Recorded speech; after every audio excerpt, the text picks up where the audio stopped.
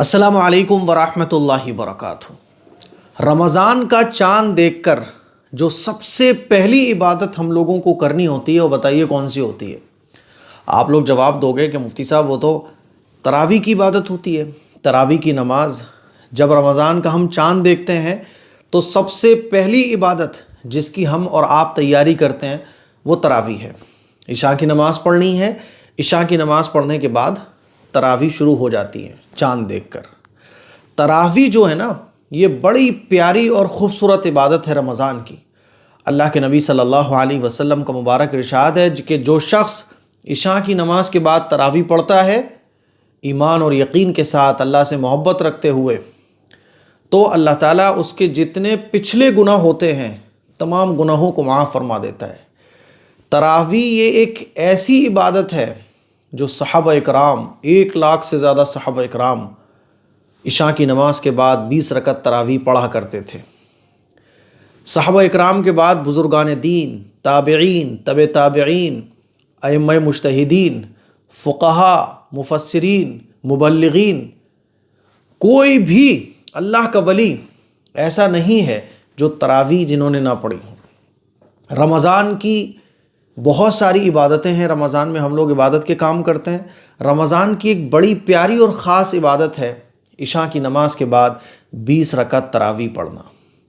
लेकिन इस इबादत के सिलसिले में भी बहुत सारी गलत फहमियाँ हमारे माशरे में पाई जाती हैं। आज मैं उन्हीं गलत फहमियों की तरफ आप लोगों की तवज्जो दिलाना चाहता हूँ और ख़वातीन का बड़ा अहम मसला तरावी से मुताल्लिक़ बताना चाहता हूँ, क्योंकि मर्द हज़रात तो मस्जिद में जाके तरावी पढ़ते हैं, ख़वातीन घरों में तरावी नहीं पढ़ती हैं अक्सर ख़वातीन, और ये समझती हैं कि तरावी तो बस मर्दों को पढ़नी होती है। ऐसा नहीं है, ख़वातीन को भी तरावी पढ़नी होती है। अब ख़वातीन के तरावी पढ़ने का तरीक़ा क्या है वो भी मैं बताऊंगा, लेकिन सबसे पहले मैं उस कमी की तरफ आपकी तवज्जो दिलाना चाहता हूँ जिसकी तरफ आम तौर पर हमारा ख़याल पहुँच नहीं पाता है। पहली बात तो ये समझ लीजिए कि तरावी पढ़ना रमज़ान के पूरे महीने ये सुन्नत मुअक्कदा है। सुन्नत मुअक्कदा का मतलब क्या हुआ कि बिला वजह छोड़ना नहीं चाहिए। किसी वजह से अगर छूट जाए वो अलग बात है, जानबूझकर नहीं छोड़ना चाहिए। सुन्नत मुअक्कदा आप सब लोग जानते होंगे, सुन्नत मुअक्कदा कहते ही उसको हैं कि हमें इसको अदा करना है, पढ़ना है हर हाल में, फिजूल में नहीं छोड़ना चाहिए। और सुन्नत गैर मुअक्कदा किसको कहते हैं कि पढ़ लो तो सवाब है, ना पढ़ो तो कोई गुनाह नहीं है ना। जैसे हम मगरिब की नमाज के बाद 2 रकत सुन्नत मुअक्कदा पढ़ते हैं, उसके बाद 2 रकत नफल होते हैं। सुन्नत मुअक्कदा हर मुसलमान पढ़ता है, छोड़ता नहीं है कोई भी। और सुन्नत गैर मुअक्कदा कोई चाहे तो पढ़ ले, कोई ना चाहे तो ना पढ़े। पढ़ लोगे तो सवाब है, नहीं पढ़ोगे तो कोई गुनाह नहीं है। तो सुन्नत मुअक्कदा यानी हर हाल में पढ़ना ही पढ़ना है। तरावी जो है ना ये पूरे रमज़ान सुन्नत मुअक्कदा है। चांद हो गया रमज़ान का, तरावी शुरू। ईद का चांद हो गया, तरावी ऑफ, अब तरावी नहीं पढ़ना है। एक रमज़ान से लेके आखिरी रमज़ान तक पूरे महीने तरावी पढ़ना ये सुन्नत मुअक्कदा है। खूब अच्छे तरीके से समझ लीजिए। अब हमारे बहुत सारे मुसलमान भाई क्या करते हैं कि 5 दिन का कुरान सुना, 10 दिन का कुरान सुना और फिर उसके बाद तरावी गायब। तरावी में पूरा कुरान मजीद सुनना ये सुन्नत गैर मुअक्कदा है। अब गलत फहमी हमारे माशरे में क्या फैली हुई है कि एक कुरान सुन लो बस, उसके बाद छुट्टी। यानी जो सुन्नत मुअक्कदा है उसको तो हमने गैर मुअक्कदा बना दिया, और जो सुन्नत गैर मुअक्कदा है उसको सुन्नत मुअक्कदा बना दिया। कई लोग तो तरावी छोड़ ही इसी वजह से देते हैं, अरे क्या बताऊँ मेरे बीच में पारे छूट गए थे इसीलिए मैंने तरावी छोड़ दी। जो लोग एक कुरान मजीद तरावी में सुन लेते हैं तो वो 10 दिन का पढ़ने के बाद 15 दिन कुरान मजीद मुकम्मल हो गए, अब तरावी नहीं पढ़ते। अरे भाई तरावी क्यों नहीं पढ़ रहे? एक कुरान सुन तो लिया मैंने। अरे भाई ये जो एक कुरान आपने तरावी में सुना ये सुन्नत गैर मुअक्कदा था, और पूरे महीने तरावी पढ़ना ये सुन्नत मुअक्कदा है। इसीलिए मेरे अजीज़ जवानों, मैं आप लोगों से कहना चाहता हूँ तरावी जो है ना ये मज़े ले लेकर पढ़ने वाली इबादत है। ये एक ऐसी इबादत है कि जिसमें बंदा अल्लाह के सामने रमज़ान के मुबारक महीने में इशा की नमाज के बाद रात के अंधेरे में खड़ा होता है और अल्लाह को याद कर रहा होता है।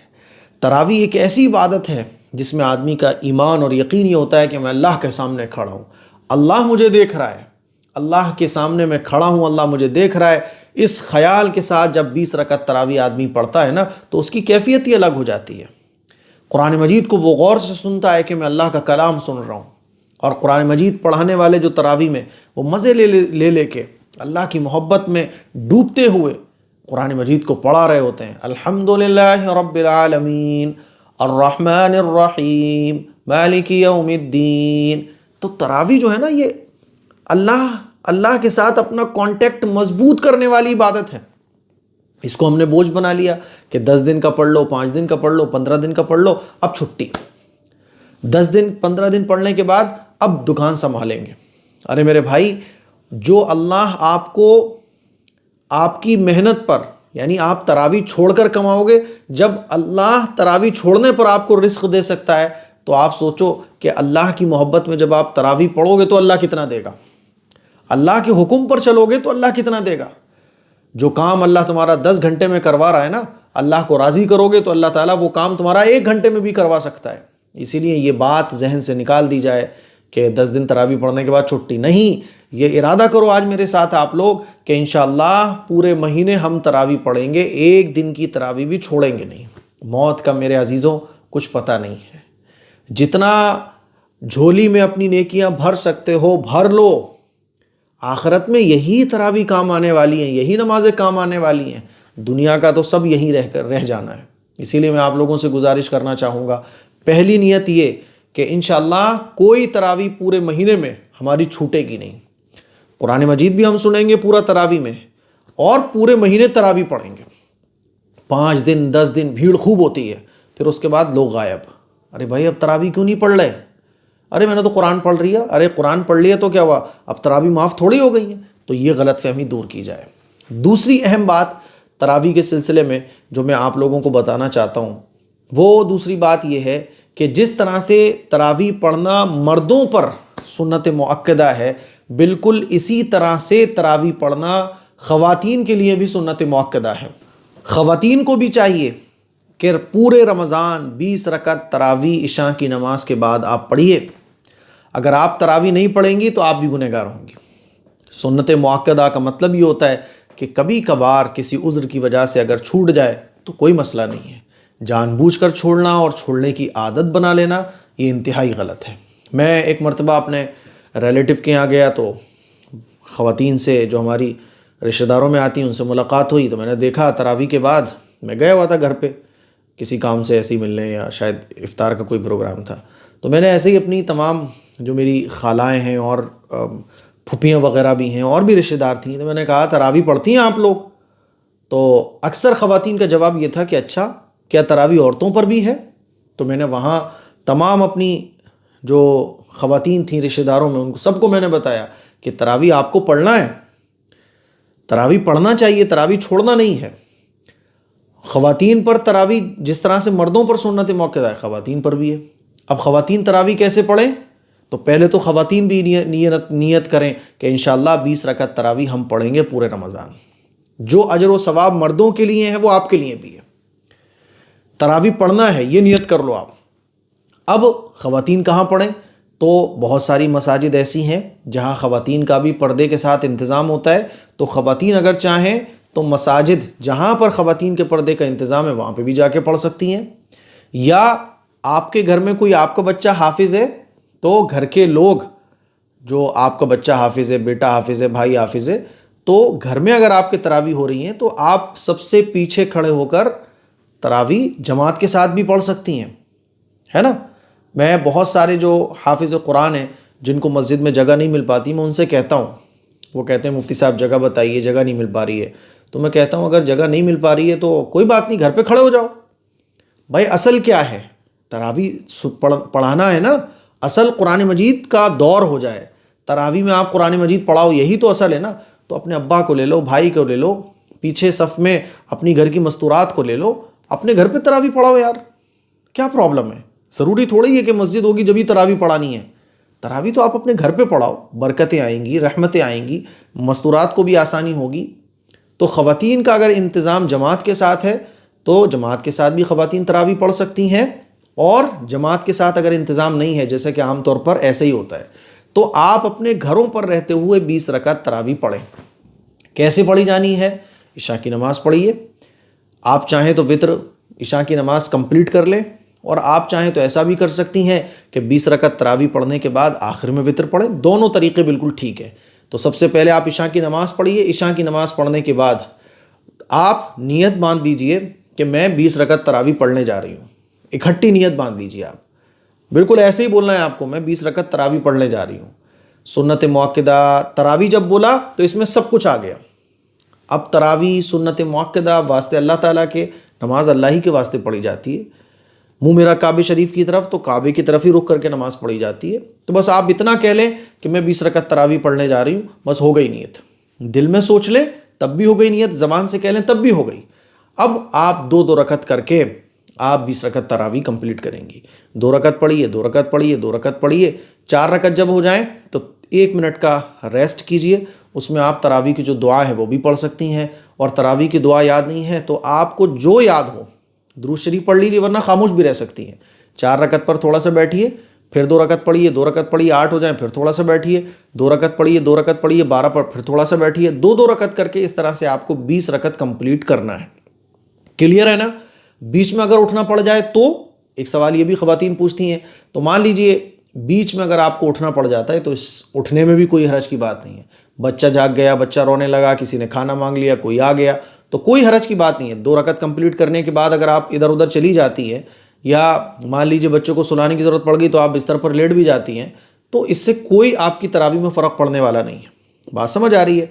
20 रकात तरावी आप सहरी का टाइम ख़त्म होने से पहले पहले तक पढ़ लें। बेहतर यह है कि आधी रात से पहले पढ़ लें, ठीक है? कभी कभी क्या हुआ कि आपने 10 रकात पढ़ी, कोई काम ऐसा आ गया 1 घंटे आप डिले हो गई, तो भी कोई मसला नहीं है, 10 रकात बाद में पढ़ लीजिए आप। मेरे कहने का मतलब ये है कि 20 रकात तरावी आपको बिल्कुल कंप्लीट करनी है। अच्छा, कौन सी सूरतें पढ़ें? जो सूरत आप पढ़ना चाहें। पूरे कुरान मजीद में से आप जहाँ से चाहें वहाँ से अब 20 रकात तरावी में पढ़ सकती हैं। किसी को अगर 2 ही सूरतें याद हैं तो वो दो सूरतें आपको रिपीट करनी है। किसी को 1 सूरत याद है तो भाई सूरतें थोड़ी सी याद करने की कोशिश करो। बात समझ आ रही है? 20 रकात तरावी आपको कंप्लीट करनी है। ख़वातीन एक सवाल और पूछती हैं, क्या 8 पढ़ सकते हैं? 8 सुन्नत नहीं है, सुन्नत 20 रकात ही है, ठीक है ना?